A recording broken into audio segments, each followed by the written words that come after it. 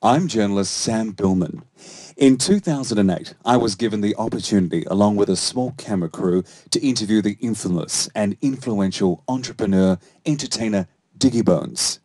Come with us now as we take a look at the untold story of the man behind the myth and investigate his often turbulent but triumphant history. The rise and fall and rise again of Diggy Bones.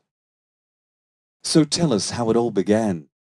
All right. Well, it all began for me. Let's see. That's right. I was selling cars in a car yard business, and I was kind of good at it. I could just talk to people and sell them stuff. And yeah, I kind of figured, well, this is all right. It's making somebody else some money, but I figured that I would make myself the money, and I started my own business selling used cars. And it's always been my nature.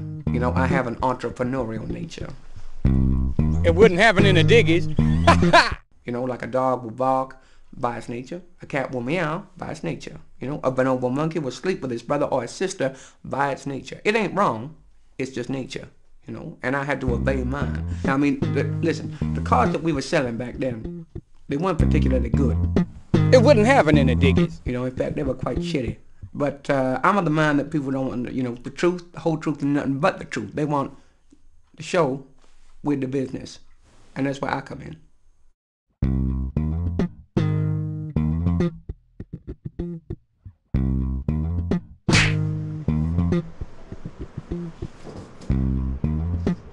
Would not happen in the Diggies. Things really started to take off for you. That's right. Yeah. And as you remember, probably, the advertisement had caused a huge outrage. And, which was good for us because it was designed to sell cars. And that's what it did. And some people, oh, it's too crass, but, I can kind of see that point. Not really. But back then, I was all about the cheddar, about the money. The cheddar cheese, the cheddar please. I want your cheddar, give it to me. That sort of thing. Now it's not about the money, it's about the love. And from there you made the move into television? I did indeed, yeah.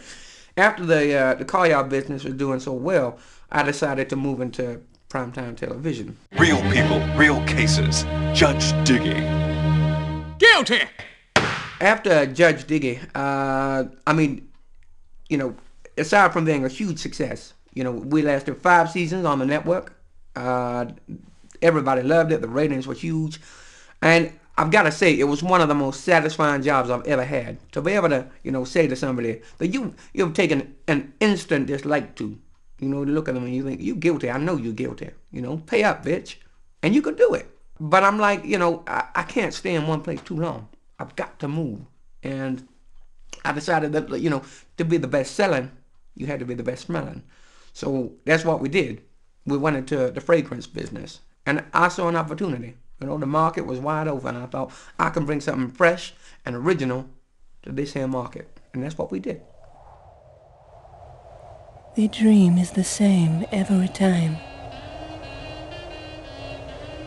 I reach for him, but he slips through my fingers like the wind. Elusive. I can never forget that night.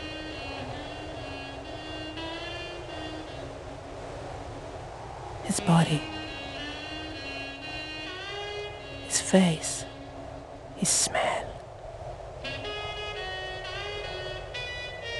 Elusive. Diggy Bones. From there, really, it was kind of a natural progression into the movie business. So I wanted to get it right. And so really, what we did there is we took some of the elements of the story from my life. Okay, I was never married. Okay, I was never a cop. Okay, I was never involved in a conspiracy that went all the way to the top. But I've done some shit. So, and I don't talk about it too much because it's not about where you're from, it's where you act, for me. But there were certain elements, I'm not going to go into them now, but, watch the film. You can see it for yourself. I ain't acting. You can see it in that point where you go, he ain't acting now. Like, he's probably said that before.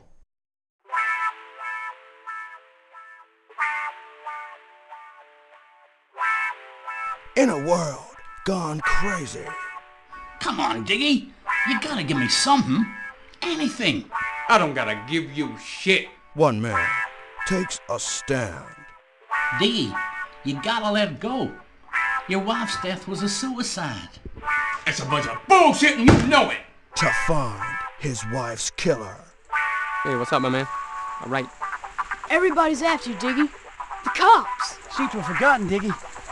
You ain't a cop no more. Well, well, well. What have we got here? Drugs. That shit ain't mine. I don't know how I got there. You're under arrest, Diggy. You're gonna have to take me. The triads.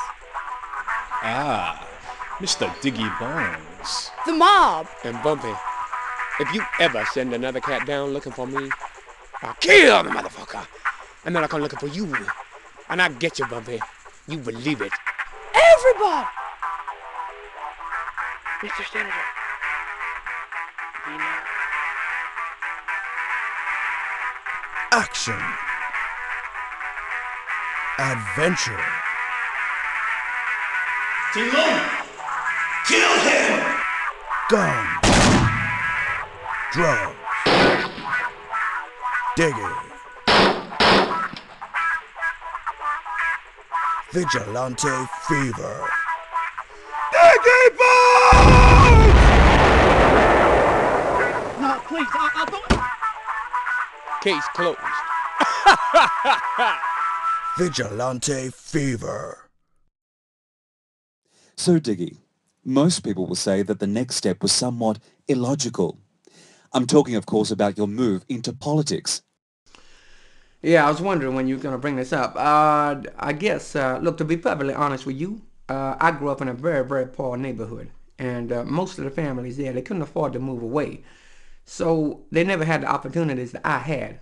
And I had those opportunities because I was blessed with many, many gifts, you know, one of which was being able to sell things or talk to people, you know, or I'm quite charming, you know. So I wanted to provide those opportunities for those people that I grew up with. Good evening, ladies and gentlemen. It's Diggy Bones here. Most of y'all will recognize me from the good work that I've been doing in and around your community. And that work will continue. But in order for that to happen, ladies and gentlemen, I need your help. I need you to help me to help you. If that's too confusing, you just plain stupid, sucker.